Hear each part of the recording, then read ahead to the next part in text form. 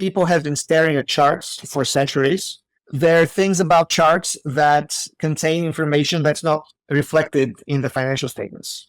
Financial statements are very, as I said, they're audited. They tend to be quite accurate, but they're stale. And there is a lot of information that people inside the company know. It leaks and it moves prices. It moves trading volume.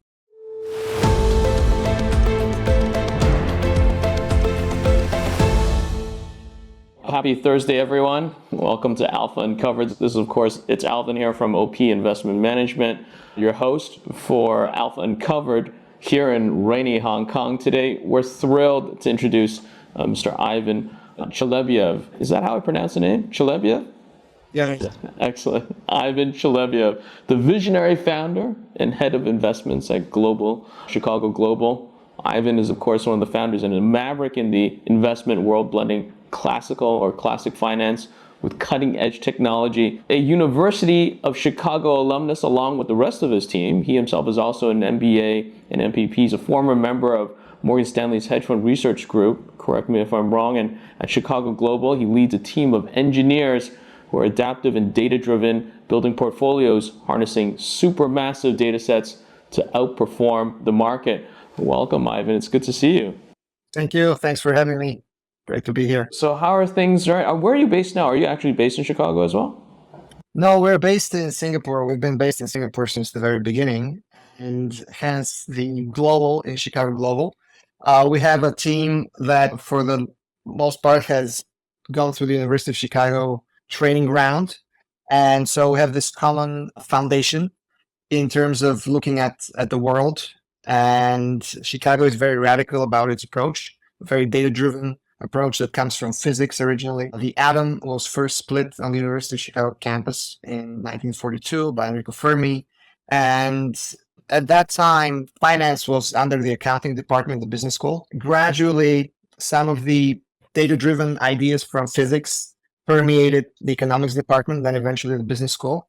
And now that they've had the top finance department in the world for the last 30 or 40 years. So a lot of the foundational concepts in the way we think about investment management today were developed there. And we wanted to build on top of this foundation and bring into the digital age. So your firm's strategy is the latest generation, I would call it, in sort of quant strategies. Your approach is to use, and as I said earlier, massive amounts of data. In fact, I was looking at some of your materials, and you're running close to 1 billion or so data points, which your systems are crunching almost on a real-time basis. So, you mentioned earlier that the team is from Chicago. You're currently working with Chicago as well right now. Is that right? Are you working with the university and building out your strategy?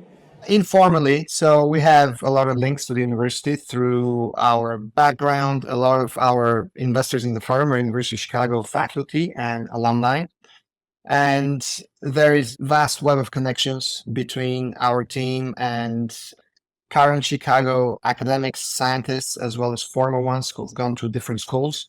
And so that is a big part of our research efforts. We help with some of the basic research in terms of these new tools that are being developed, as well as more practical things regarding specific strategies and other ideas. The markets are very competitive. And so that is a huge advantage to us, being able to tap into this network. So I got to ask, obviously the team is inspired by some of the early quant funds who came out, and everyone, from Ray Dalio to Renaissance, and Quant Edge is also in Singapore with you as well.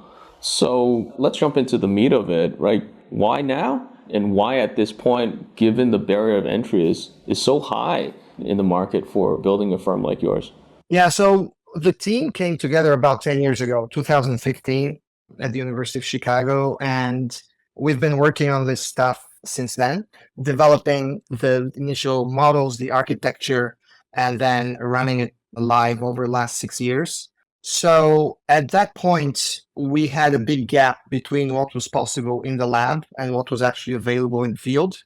And so this gap over time goes through periodic fluctuations. So sometimes it gets wider, sometimes it gets narrower. Some of the things are pulled out of the lab and deployed massively in practice. And so in 2015, it was a very interesting moment. There were a few big things happening at the time. One of them was that the gap was large as a result of these new technologies coming on board. People have been playing with neural networks for 40, 50 years. It's just that they were very clunky. The data was very limited. It was a more of a theoretical construct that was very hard to operate in practice. And so by 2015, the processing power had gotten much cheaper and the amount of data available had grown exponentially. So if you look at all the data in the world today, 98% of it was created in the last 10 years or so. And so these things suddenly could be taken out of the lab and brought to the world. A very powerful technology. And we felt that this requires two things. One, you have to really commit. And second, you have to anchor it to something that will keep you grounded so you don't lose your way. So at the time, this was becoming practical, but was still very expensive. And only the largest managers out there were able to dabble in it. The issue that we saw was that they were so successful in their core investment process, and the culture that generated that success was so strong that it would be very hard for them to burn the boats and commit to this new technology. It would be something on the periphery that would be very interesting for their investors. It would be an interesting story, something that they haven't heard before. But we felt that to take advantage, you had to put it in the center of your investment decision process. And to do that, you had to start from scratch. And so we were inspired by that. And also the fact that through our connection with university, we could access a lot of the people who invented finance as we know it, and a lot of the younger scientists who were very comfortable in using these tools. And we could build the whole firm around it as opposed to having it come on the outside and trying to push it in. And so that defined the timing. And we thought that, as you mentioned, there's previous generations of very influential path-breaking managers. Some of them come from Chicago, some of them from other schools and other fields. The gap was there, and we felt that this is a time that we had a chance to take a step forward and do something very interesting that wasn't available at the time.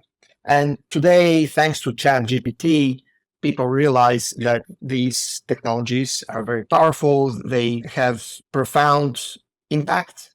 But 10 years ago, it was still quite theoretical. So it was a big bet on us to try to build a firm. Big shift in what I've seen in the last 10 years is how accessible the data is. And you kind of pointed earlier, as most of the data now has really been made available in the last 10 years. And so this has a dichotomic effect, right? On one hand, you can't really backtest beyond 10 years with some of the data, but at the same time, it offers a really unique source of uncorrelated alpha, especially with some of the stuff we're seeing in the recent years. So one thing that I've noticed from our last conversations is that you do have a focus on, a lot of focus on non-technical data, alternative sources of data. So why don't you tell us about some of the inputs that you guys are actually extracting value that's different from the traditional technical price volume, sort of Bloomberg type of data that we see with other firms? Yeah, so for us, the paragon is the human analyst. So if you go back to Benjamin Graham, and then you have the analyst who is studying a particular business in the context of its historical development in the industries, the supply chain, the competitive dynamics there. And then as this has moved into the 21st century, the human analyst is going to develop a dossier on the company based on understanding of their IP, their management team, and so on and so forth. And so that's what we've gone after. And we've tried to mimic this, using it as the model, and then developing it on a digital substrate, which would allow us to then accelerate it and blitzscale it so that the marginal cost of looking at any additional company is zero. But it's very much modeled on this human approach. So quants come from a different angle because they started with whatever data was available. And so a lot of it, if you look at the original Fund of French papers, looked at book value, for instance, as a measure of discount to intrinsic value. And that's because they wanted to get time series going back to 1923. And so they made some compromises in defining the model in order to get more business cycles in the data set. Today, you can piggyback on their discoveries, but you can implement that in a much broader context. So we don't just look at book value, we do a lot of modifications to that, and then we supplement it with available information that is built around the same concept, understanding is the shareholder value being created inside the company actually reflected in the price? Is there a discount to intrinsic value? And so, for instance, we get information on the kind of data that a company is consuming. And if you have two companies that from a gap perspective look identical, but then you can overlay additional information. And you can see that one company, for instance, is very busy in buying office equipment. They're buying chairs and printers and desks. And the other company is busy following the European Football Cup, or they're on LinkedIn sprucing up their CVs. So this is a case where if you combine the traditional gap data, which is very powerful because it is consistent, it's audited, with this alternative data, it can help you differentiate between two companies that otherwise would appear identical from a gap perspective. And then we also use very sophisticated sentiment analytics. So again, people have been staring at charts for centuries. There are things about charts that contain information that's not reflected in the financial statements. Financial statements are very, as I said, they're audited. They tend to be quite accurate, but they're stale. And there is a lot of information that people inside the company know. It leaks and it moves prices. It moves trading volume. And so if you have an ability to pull that out and incorporate it with your analysis, again, that's what a human analyst will do normally in analyzing a company. And that's what we've tried to do, having a very comprehensive 360 view of all the information on a company. And so that starts from analyzing of the financial statements, reading through the footnotes.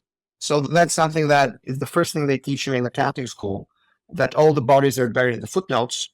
The problem today is there's too many footnotes. There's too many financial statements and nobody has time to read them.